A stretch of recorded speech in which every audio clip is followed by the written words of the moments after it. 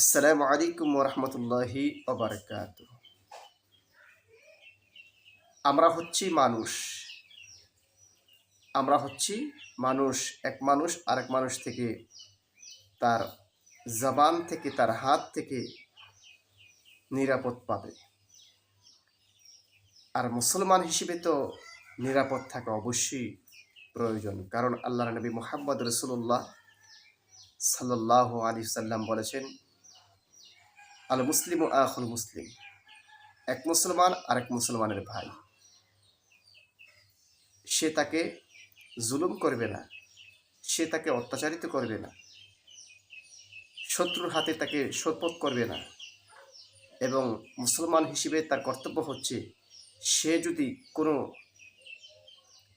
কাজে আটকে যায়, সে কাজকে সমাধা করে দিবে এবং তার সাহায্যের জন্য এগিয়ে যাবে।